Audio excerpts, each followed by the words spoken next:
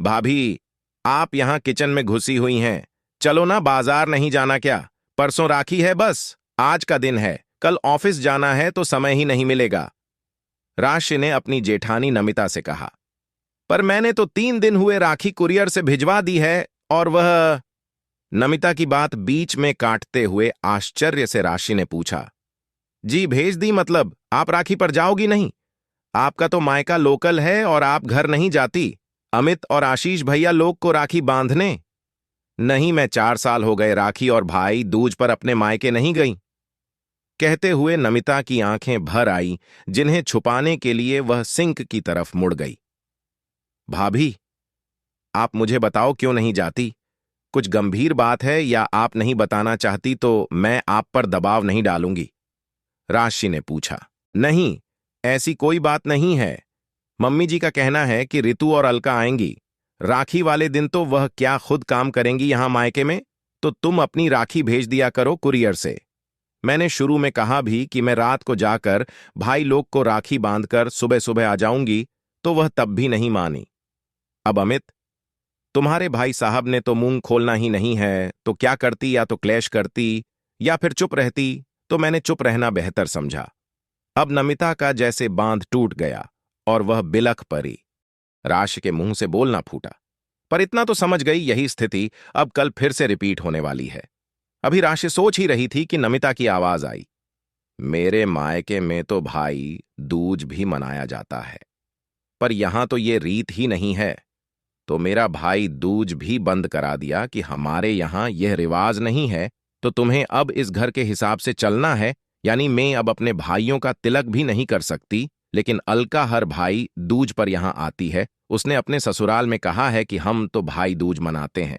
मजे की बात तो यह है कि उसके ससुराल में भी भाई दूज नहीं मनाया जाता, लेकिन वह झूठ बोलकर सारा दिन यहां बिता जाती है। बेटियों का तो मायका है, पर बहू का। कहते हुए नमिता फिर रोने लगी। राशि ने जेठानी को चुप कराया। राशि की शादी विवेक से 10 महीने पहले हुई थी, तो जाहिर है कि उत्साह भी कुछ ज्यादा ही था। नमिता की शादी हुई 4 साल हो गए। उनकी 1.5 वर्ष की बिटिया भी थी। दोनों बहुएं कामकाजी थीं। आपस में दोनों समझदारी व प्यार से चलती थीं। सासू मां सुमन जी को दोनों का बहनापा पसंद नहीं आया, पर उन्हें आराम मिल रहा था तो चुप लग जाती थी। नमिता बड़ी बहू पर उनका पूरा कंट्रोल था।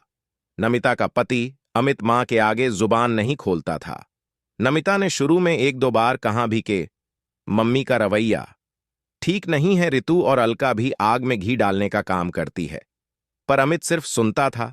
गलत को भी गलत कहने का साहस उसमें न था, तो नमिता ने भी कुछ कहना छोड़ दिया। रात को डिनर करते समय राशि ने सासू मां से कहा, मम्मी जी परसों राखी है। मैं और भाभी कल आधा दिन की छुट्टी लेकर बाजार चली जाएंगी। राखी मिठाई और गिफ्ट भी लाना है, तो कल यह काम करते हुए आएंगे। आपको कुछ मंगवाना हो तो बताएं। सुमन जी ने खाते हुए अपना हाथ रोक लिया। तुमने अपनी राखी अभी तक भेजी नहीं कुरियर से। नमिता ने तुम्हें बताया नहीं। राखी वाले दिन तुम कैसे जा सकती हो रितु? और अलका ने भी तो आना है तो। सुमन जी की बात बीच में काटते हुए राशि बोली, हाँ तो आए ना। उन्हें किसने मना किया है? वह अपने मायके, हम अपने मायके, क्यों भाभी? कहते हुए राशि ने नमिता की तरफ देखा। नमिता की सांस ऊपर नीचे होने लगी, बोली, कुछ नहीं। तो क्या त्योहार वाले दिन दोनों अपने मायके से आकर यहां काम करेंगी? सुमन जी ने आवाज में तेजी लाकर पूछा। क्यों काम क्यों करेंगी? हम सुबह सुबह सब कुछ तैयारी करके जाएंगे, बस चपाती बनानी होगी। तो वह तो बन ही जाएगी। 8-10 चपाती ही तो डालनी होगी। भाभी मेरे साथ चली जाएंगी। रास्ते में ही उनका मायका पड़ता है, उन्हें वहां उतार दूंगी और शाम को हम साथ में आ जाएंगे। राशि ने थोड़े में ही सारी बात रख दी। अब सुमन जी का भड़कना स्वाभाविक था। नहीं, नमिता ने तुम्हें बताया नहीं राखी पर। वह भी मायके नहीं जाती। घर की लड़कियां आएंगी तो यहां कौन करेगा? बहू हो तो बहू की तरह रहो। शांति प्रसाद जी, सुमन जी के पति ने कुछ कहना चाहा, तो सुमन जी ने एकदम रोक दिया। यह औरतों का मामला है, आप चुप रहिए। और शांति प्रसाद जी चुप बैठ गए। मम्मी जी बहुएं हैं तो किसी की बेटी और बहन भी हैं। क्या बहू को अपने भाइयों का शगुन करने का, तिलक करने का कोई हक नहीं है? आपकी बेटियां बेटियां और दूसरों की बेटियां। मैं तो जरूर जाऊंगी और भाभी भी मेरे साथ जाएंगी। उन्हें मैं छोड़ दूंगी। और तभी अमित ने गुस्से में कहा, नमिता नहीं जाएगी, और अगर गई तो मुझसे बुरा कोई नहीं होगा।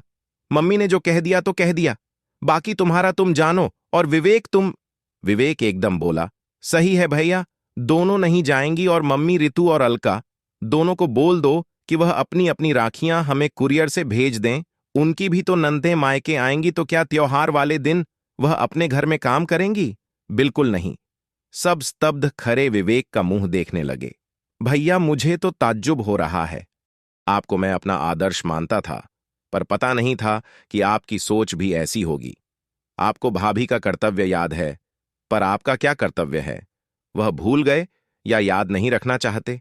अपनी मां और बहनों को खुश करने के लिए पिछले 4 सालों से आपने अपनी पत्नी को इस खुशी से दूर कर दिया। क्यों? आपकी बहनें हैं तो उनके भाई नहीं हैं क्या? और मम्मी, आपने बरसों पहले हमारी बुआजी का आना बंद करवा दिया था।